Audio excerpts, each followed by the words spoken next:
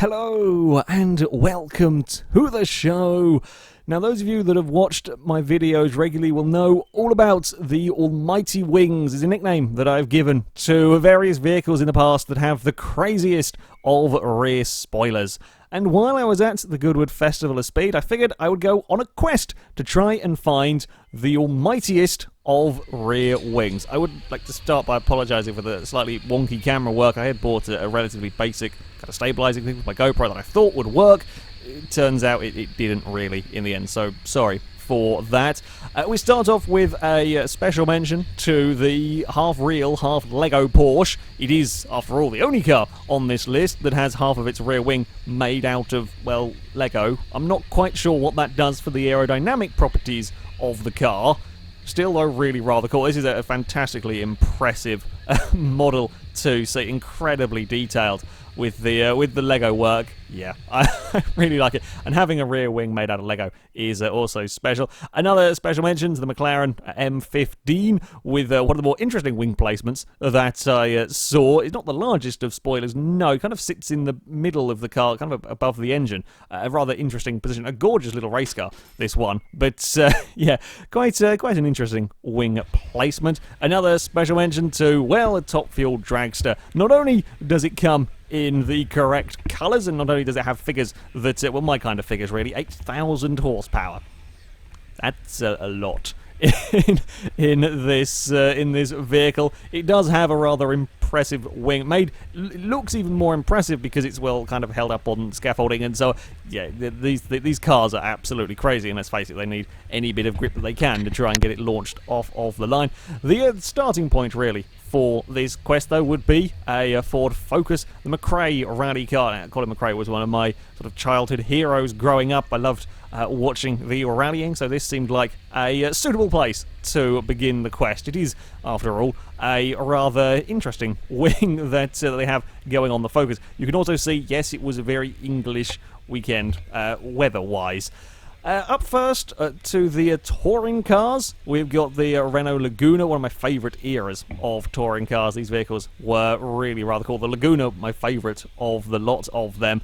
Not the largest of wings, no. Interesting, nevertheless. Normally they have kind of the solid end plate. I can't say I've seen very many cars with the, I guess, kind of droopy ends to the wing. I can't think of a better word for it, so that is going to have to do. A very cool car to see, nevertheless. Next to it was perhaps the coolest of Rover's, well, just about ever. You can't really go wrong with a touring car. Crazy wing on this thing, no, but still a really rather cool vehicle. Alpha parked alongside that. Yeah, not the largest and craziest of wings on these touring cars, but a good place to start. Sadly, there were no V8 supercars. There were a couple last year, but yeah, this year I looked, there were no V8 supercars around. There were plenty of other touring cars. This Volvo S60 World's touring car. There were plenty of British touring cars around the place as well.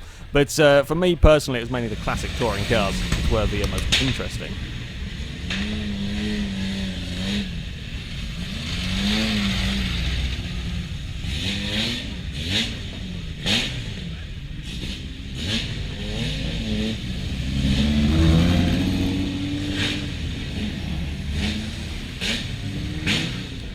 Up next, we move on to some rallycross cars.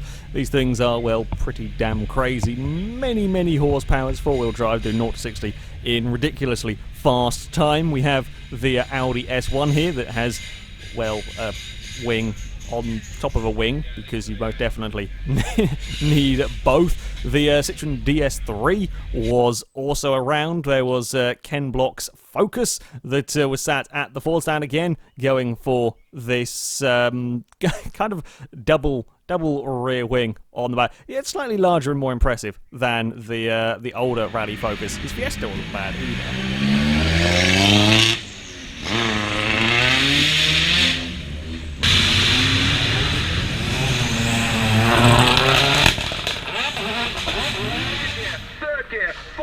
And he's annihilated the first on the pit time as he comes through the top couple of rides.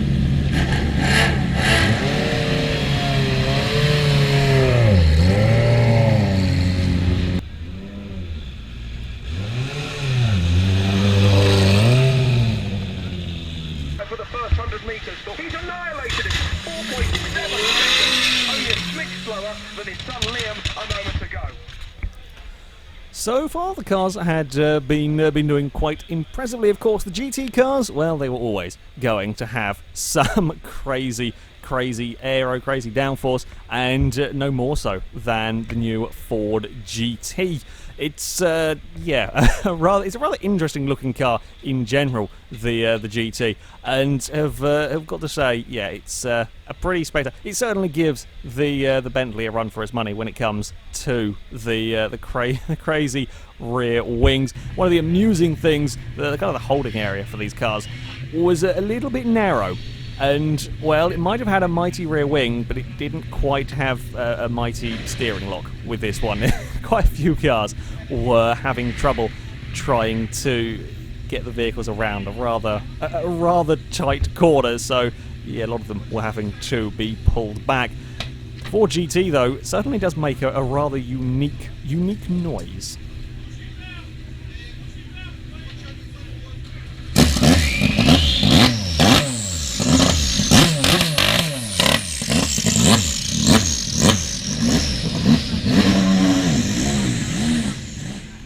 Up next, it was on to the NASCARs. I managed to find an old Truex Jr. vehicle, which I was very excited about. It's always great to see these because, well, they don't really come to England.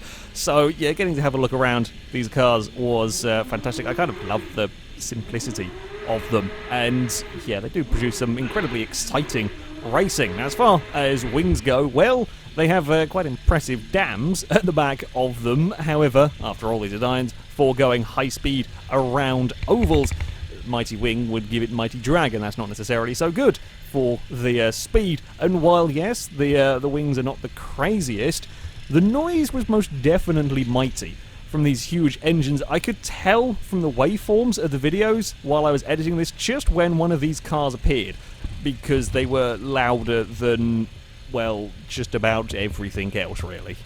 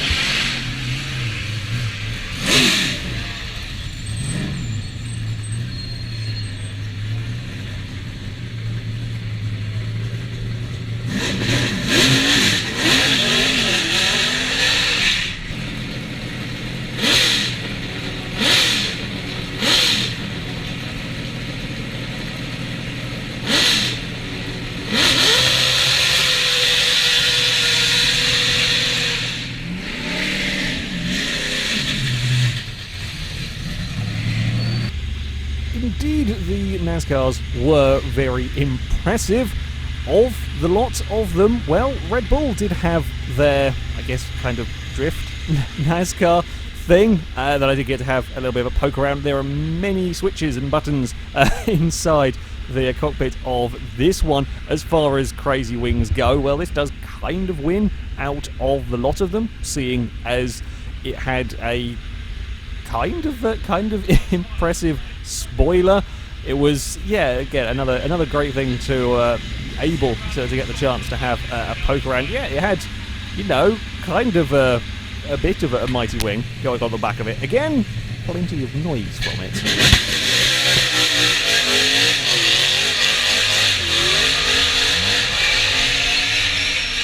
Good luck to the Alfa Romeo trying to follow that one. Up next, I went to find the Renaults. There was a Renault 5 Turbo, always a good thing to see. We had the Renault Sport RS, a rather impressive car. I do quite like the Sport RS. Alongside that, they had one of the older Renault or Alpine Renault race cars.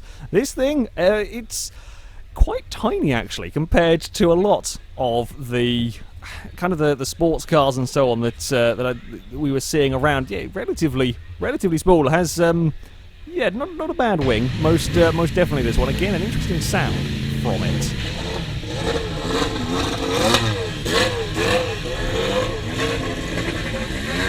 then we have a Nissan having troubles getting around the corners. Onto some Can-Am cars. These are always likely to have some mighty wings. There was very little restriction when it came to these kind of vehicles. They got really rather crazy. The Porsche 917 is, yeah, that's a fairly sizable one. It's not massively high up, and so it is a fairly sizable rear wing here. To have a bit of a nosy around inside, or have a look from inside the car. These things are always likely to be some of the craziest, and certainly there was plenty of stuff from Porsche that would be worthy of the almighty wing name. A 936 that was next door. Not quite the same size wing as that 917. Still, though, not bad at all, really, from the car. And then further along, we had some more Porsche, the 935. That's what the Group 5 car. There are a couple of 911 GT1s.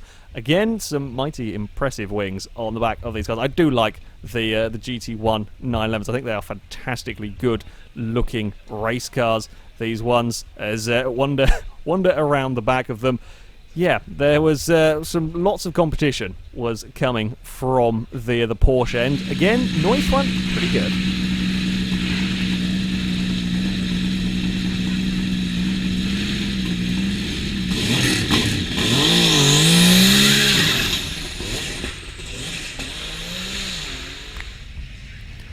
Onto some more of the Group 5 cars. This one, I can't say I've ever heard of it before. A Lotus Europa Turbo. It's, looks absolutely fantastically crazy. The wing, though, a little bit of a letdown. I'll be honest, I was expecting more. I was expecting more on the back of the Europa, powered by the same engine that went into the Zack Speed Capri. I do believe the Capri was around somewhere. I did never get to see it, though. At Vauxhall, we had another crazy. I think this was a Group 5 car. I'm not actually 100% sure on it. The Vauxhall Firzan or something along those. I can't pronounce the name. Either way, again, another vehicle from the front looks absolutely balmy. From the back, it's not quite up there in the mighty wing spectrum. There was also a Lancia.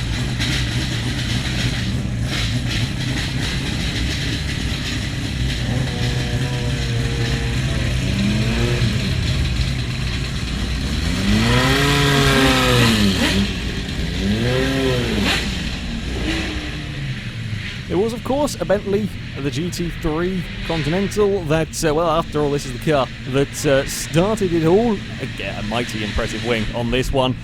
Once more, not really the greatest of turning circles. Yeah, the GT cars were having real troubles with this corner.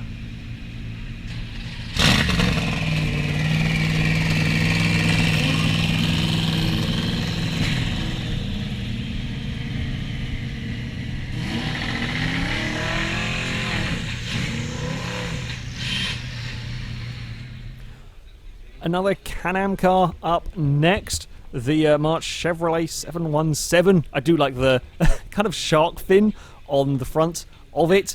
Yeah, these vehicles were absolutely bonkers with many horsepowers, and as we can see, an awful lot in the way of rear wing.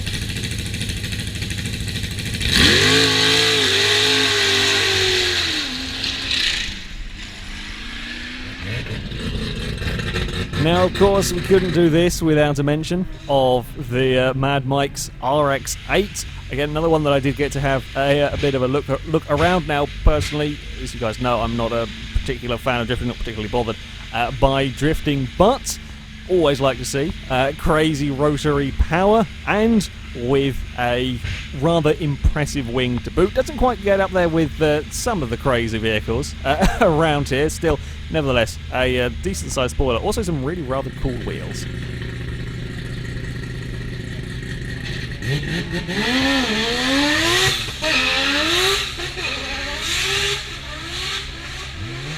Yes, my car is totally going to sound like that one day. More of the sports cars now, on to Jaguar and Toyota. These two parked next to each other. Helps me out because two mighty impressive vehicles. These one, the Jaguar wing is, really quite something. Toyota's not bad, but yeah, that would struggle to beat the Jag.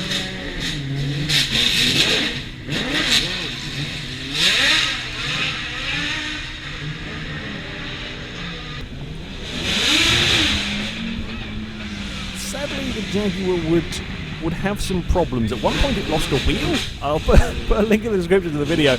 Yeah, Jaguar lost some wheel, and or lost a wheel, sorry, and then when trying to get out for the shootout, had some problem. Couldn't quite get turned, and then sort of ceased working. A little bit of a shame, really, with this car. It's a very, very cool vehicle, but yes, some slight technical troubles with the Jaguar. I think they did get it going eventually, but I think it had some more problems before getting to the start line. The time attack cars, well, they were always likely to be towards the top of this list. By far one of my favourite vehicles at the entire show, the Lancia La Supra. It is a space-framed Lancia with a Toyota Supra engine, about 900-ish horsepower, I think. Pretty impressive rear wing, of course, next to it, the gobstopper Subaru Impreza. Mighty impressive rear wing on that. I couldn't help but look at the Delta S4, though. Can't go wrong with some Lancia rally cars.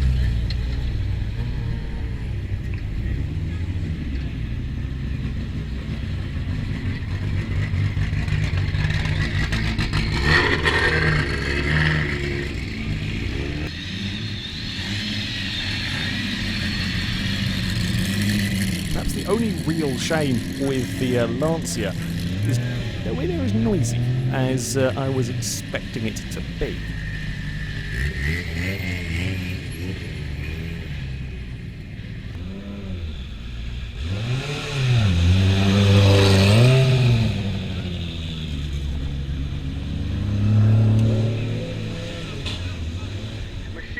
That he's got available to him. In the meantime, we go from 850 horsepower to 900. Yeah, with the V6 turbo Lancia Delta Integrale Clone.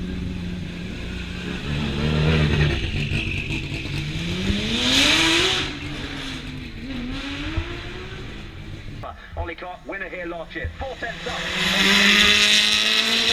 Don't take your eyes off the screen. Now, the Subaru undoubtedly had a very impressive wing. However, the victor, the mightiest of wings, would go to the Hepworth Chevrolet Chibi 1. I've never heard of this car before. It's just bonkers whichever way you look at the vehicle. The front of it is rather peculiar, and the rear wing is really quite something to behold. Also, the noise.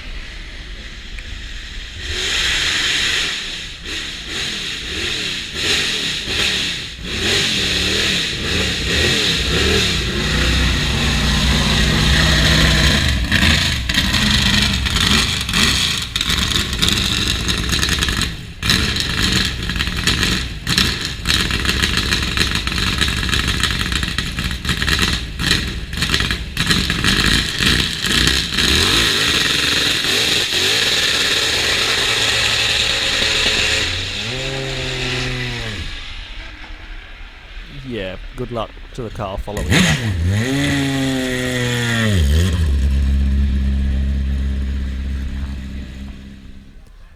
So, there we have it. The almightiest wing of the Goodwood Festival of Speed. It was actually quite a lot of fun wandering around trying to find these cars, and this is, I think, most definitely a very, very worthy victor of the title, especially when coupled with that crazy engine noise and the almost as crazy front end of the vehicle. However, that is it for this video, guys. Thank you very much for watching, and until next time, goodbye.